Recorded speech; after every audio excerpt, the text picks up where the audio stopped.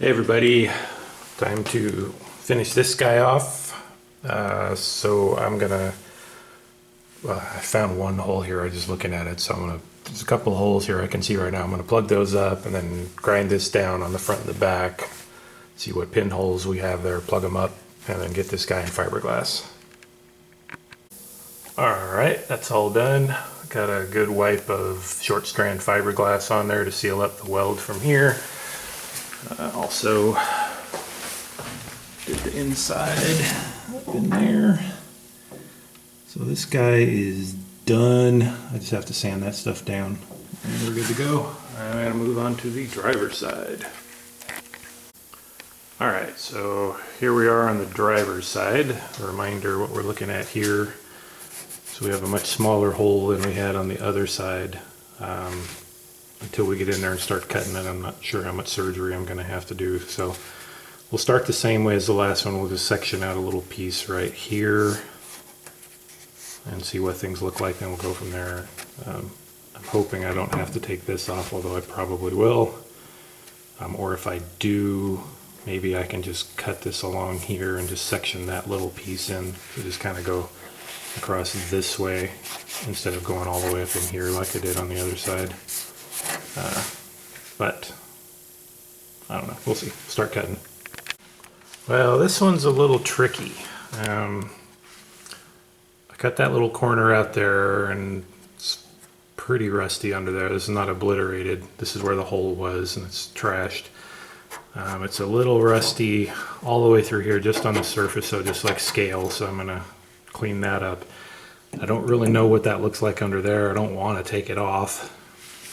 But to really do any exploratory surgery, I kind of have to dig into this hole right here to see what's going on up in there. Because, you know, judging by the way this stuff looks, it's a little suspect. So I think I'm going to have to cut another patch out here just to see what's going on in there.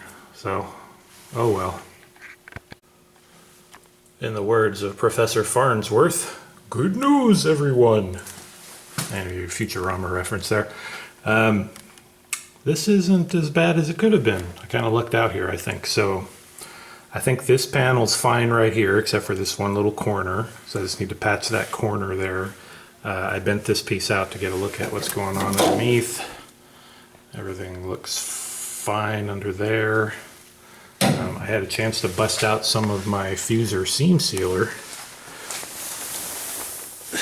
That's pretty good stuff. I like that. It sticks like crazy, so it didn't want to come off, which is good. It's still pliable after all these months. Good.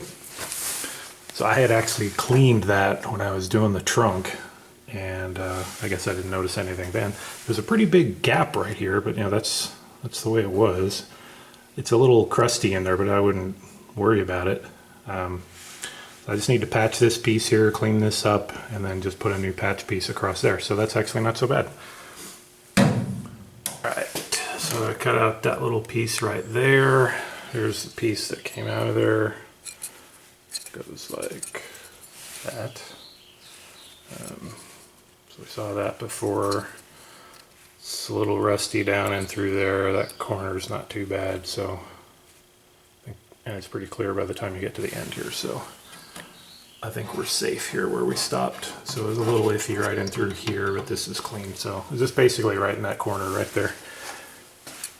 All right, now I am gonna be smart this time and use my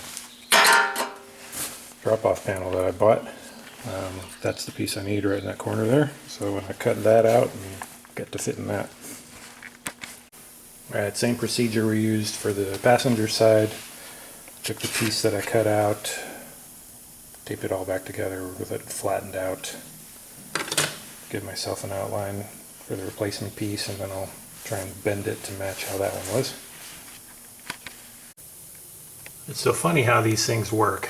I theoretically had less work to do on this side than I did on the other side, but it's taken me twice as long. I just got finished with that patch. I didn't even make it to the second patch today.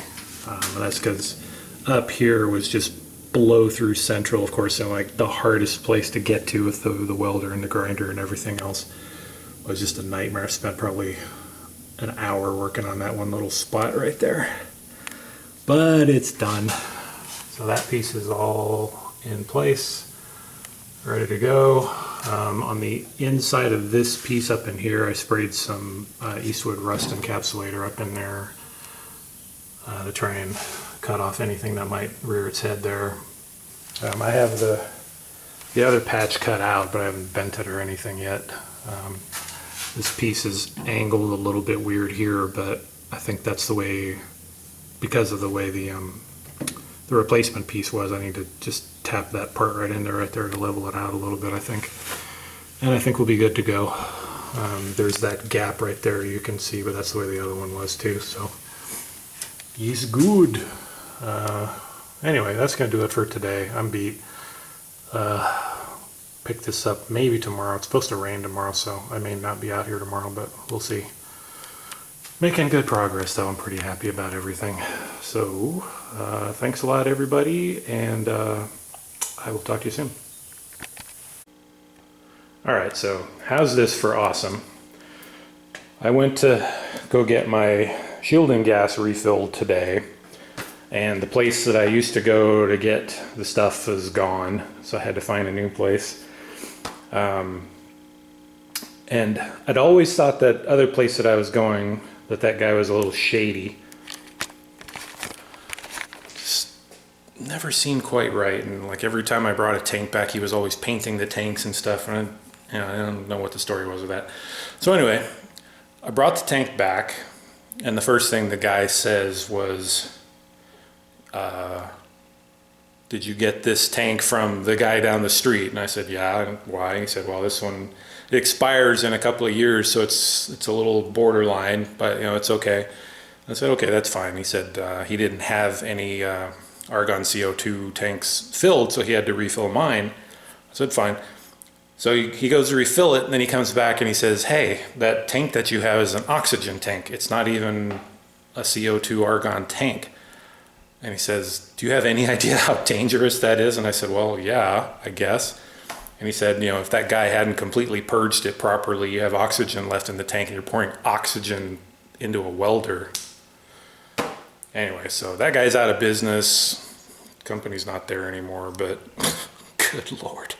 And I should have known something was fishy with that, because the last time I got that tank, the 125-pound tank, he said, oh, you need this adapter for this, and he had to get this special adapter for the tank, which I had never needed before, and I thought it was because it was a 125-pound tank. No, I think it was because it was an oxygen tank, which has a different fitting than the CO2 tank is my guess. I don't know. Anyway, so I have myself a nice full tank of shielding gas again, and luckily I didn't blow myself up with the last tank. Good grief. This is a actual proper argon carbon dioxide tank, which is good to see. Anyway, good times, good times. So, anywho, I didn't get a chance to do anything on the car today. It was just biblical rain here today. It was just pouring rain. And I had to go get all this other stuff taken care of, so I got that taken care of. But probably pick this up again next week. I'm not going to really have a chance to do much this week. This week's over pretty much, so. Anywho, that's it, I guess. So anyway, I hope you all have a great weekend. Looking forward to seeing all you guys as, who was I talking to? CJ, I think.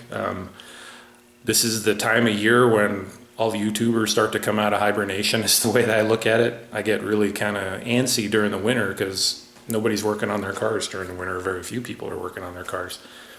So there's just this real quiet in the YouTube garage. And now I see people starting to get out there and starting working on their cars again, which is great. You know, there's a few people that are going all the time, but it seems like this time of year is when that activity spikes up again. So I'm looking forward to seeing you guys out there working on your cars again.